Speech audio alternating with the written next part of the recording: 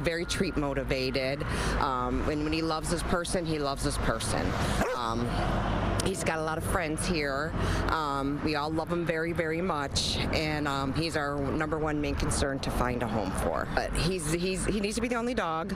He likes to chill. He likes his belly rubbed. He loves to be outside and sunbathing, and he's got the best zoomies of any dog I have ever seen in my life. Those little legs. Problem is, he needs to have a home with only one person in it, if at all possible. So a single person living on their own with a backyard, probably, right? Correct, correct. And if people are interested in adopting for short, right, how do they go about doing so? They go to iheartdogs.org to our adoptable dogs, and he will be on the list. You just click on his list, and the application link is there, and they just apply that way. Perfect. So you heard it here first. He's been here over 4 years. We got a chance to meet him. He's really sweet, really chill. I know that somebody out there watching will be the perfect home for Udi. And we're going to put all the information on our website, fox2detroit.com. In Warren, Camille and Mary, Fox 2 News. The Edge at 11 starts now.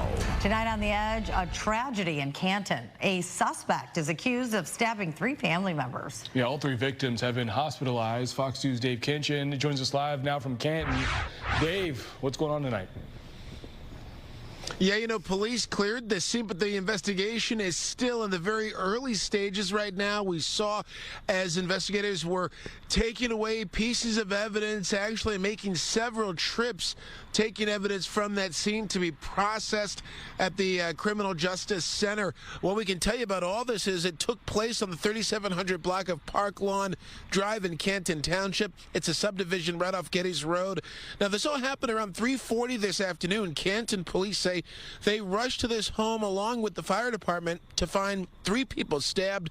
One of them was found a few doors down in the street. Neighbors say that they saw 2 women and a man suffering from stab wounds, and were told one of them was suffering from a wound in the upper chest or arm area. Now, cops say the suspect is a family member, that everybody's related, and we're told that suspect was taken into custody. We're told that the victims were rushed to the hospital. We don't know how they're doing at this time. We're working to find that out. Certainly, neighbors are pulling for them, hoping that they're going to be okay in terms of all of this. Now, neighbors really didn't want to go on camera and talk a lot about this situation, as you can imagine. A very disturbing discovery as many people came home and they saw just before 4 o'clock this scene with, and I have to tell you, from what some neighbors said, it was really quite gruesome before police had gotten there. And we do know that some neighbors told us police have been called to that house a couple of times, or 2 or 3 times within the last couple of years. One neighbor said that they heard some screaming and saw a couple fighting outside that house, at least 2 people outside that house fighting some days ago. Again, this is all still under investigation. Police calling it an act of domestic violence. Certainly, there is evidence of that there in terms of what neighbors have said in the past, and they are continuing to look into all this. If you're just joining us again, police investigating 3 people stabbed, all in one family, and the suspect also is related to the victims. The conditions of the victims not known yet. The suspect is in custody, and an interview, we understand, is taking place. We're live outside Canton Police Headquarters. Dave Kinchin, Fox 2 News, on The Edge. Look, Dave, you've been covering this story all day, and as this investigation continues, we know more will be revealed over the next few days. But as far as where this investigation goes and what you've seen so far, what are some of the questions that you feel should be answered? Well, certainly when it comes to what neighbors have been saying before, police being at the house at least 2 or 3 times before that, and neighbors witnessing some sort of disturbances there, screaming and yelling. What were those previous calls regarding that type of thing? What's the background with all of this? We do know that they'll be looking at that. Dave Kinchin and Canton, we appreciate it. Thank you.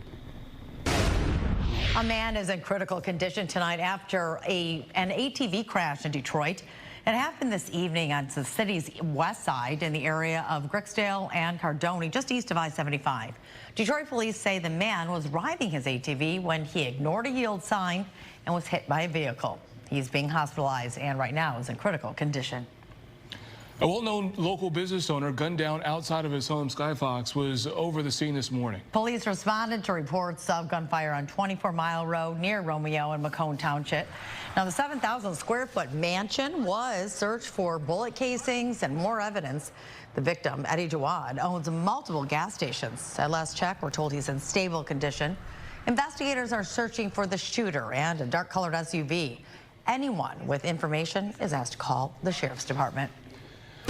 More shocking allegations of a sexual assault against a former DMC nurse at Sinai Grace Hospital in Detroit. Wilfredo Barrios is facing nearly a dozen sexual assault charges in connection with multiple cases.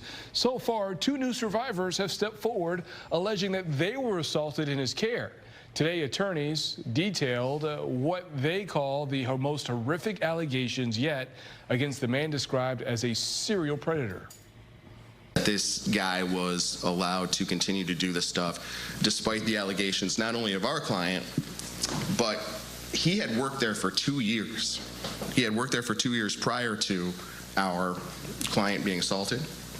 And we think that the evidence will show that Sinai Grace had multiple chances to catch him, prevent this. Attorneys say they believe there could be hundreds of victims. I remember being trapped and trying to crawl out, and then my stepdad picked me up. For the first time, we are hearing from the 9-year-old girl who was struck by a car while sleeping in her Centerline home. It happened yesterday morning at the Kramer Homes Co-op. From her hospital bed, young Layla tells Fox 2 she has no memory of the accident. She suffered severe injuries, including 3 fractured vertebrae, a fractured sternum, ribs, and nose. She is thankful, though, to have her family there, she says, as she recovers. I want to thank everybody for helping me through all my injuries and stuff. I mean, look how happy she is. I know. She's amazing. Now, this woman, 20-year-old Karis Wade, is accused in the crash. Prosecutors say toxicology results will have to determine if Wade was drunk. They are still pending. Right now, though, she's being held on a $200,000 bond. Well, a fire in New York has the potential to temporarily shut down auto factories right here in the Motor City. And Fox Tuesday, Spencer is live in Dearborn now with more on how Ford in particular could be affected by this, Dave, and how soon. Yeah, pretty soon. We are all becoming familiar with that term supply chain. It became popular during the pandemic, and now we're seeing how truly fragile supply chains can be. Sources telling us that here at the Dearborn Truck Assembly Plant, they are bracing, employees here are embracing for the possibility of layoffs due to this fire at an aluminum plant, but Ford will not confirm that those layoffs are coming and decline to provide any specifics on any production adjustments. This is the fire that broke out in New York on September 16th. It happened at the Novelis factory, which makes automotive-grade aluminum for automakers all over the country. One of the biggest clients is the Ford Motor Company, and building one of its best sellers, the F-150, requires aluminum. Due to the fire, Novelis can't honor its existing contracts, let alone keep up with the demand. Auto experts we spoke with say that means they will likely have to go overseas to find it, and that equals tariffs. They say a disruption of this size will be felt by many. Will minimize the impact to Ford, to the plant, to the workers, to the rest of the suppliers. Because think about this.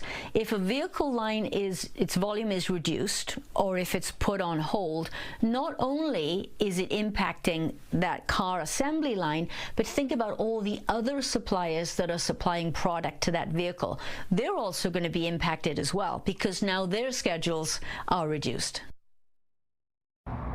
A spokesperson with Ford issued this statement saying Novelis is one of several aluminum suppliers to Ford. Since the fire nearly 3 weeks ago, Ford has been working closely with Novelis, and a full team is dedicated to addressing the situation and exploring all possible alternatives to minimize any potential disruptions, end quote. Now, it could be, we're told, months until that Novelis plant in New York is up and running. Obviously, the fire burned for 20 hours, destroying most of the building, so it could could be some time before they are again producing aluminum. As you just heard, though, Ford is looking for alternatives to avoid any potential layoffs or work stoppages here in Dearborn and elsewhere. Reporting live in Dearborn, Dave Spencer on The Edge. And the Wall Street Journal, I believe, reported that 5 different products or vehicles have cut production at this point. So it's already being felt, like you said.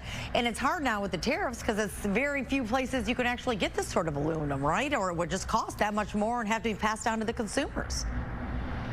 Most likely a 50% tariff on any aluminum that they're getting. And they're saying that aluminum is in such short supply here in the U.S. that there are only a certain number of factories that produce it. So you have to go elsewhere, or you could hope to just kind of reallocate those resources, as you mentioned, those other productions that are stopping, and send all the aluminum to your big money maker, the F-150. We'll see what they do. Yeah, it'll be interesting, but the impact will be felt. Thanks, Dave.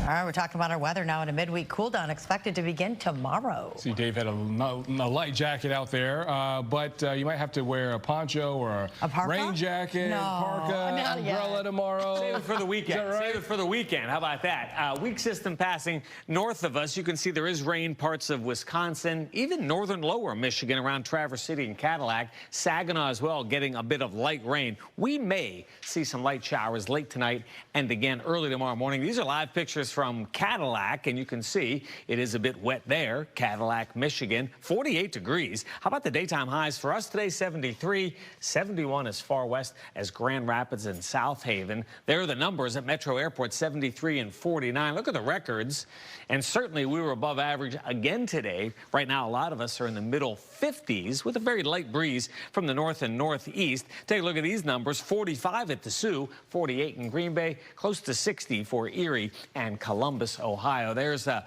weak cold front to our east. There's that weak system bringing a few leftover sprinkles to start your Wednesday. Then high pressure builds in for Thursday and Friday. No problems, but it's the weekend that brings showers back to the region. For the rest of tonight, could be a shower well after midnight. We'll get down to 50 on average, 64 tomorrow. So a bit cooler, more clouds, and yes, an early sprinkle. Right there's the 7-day. Couple of showers likely Saturday afternoon and evening, and again on Sunday. We need the rain, and there it is in the forecast, Brandon. Another check at 4 a.m. All right, Rick.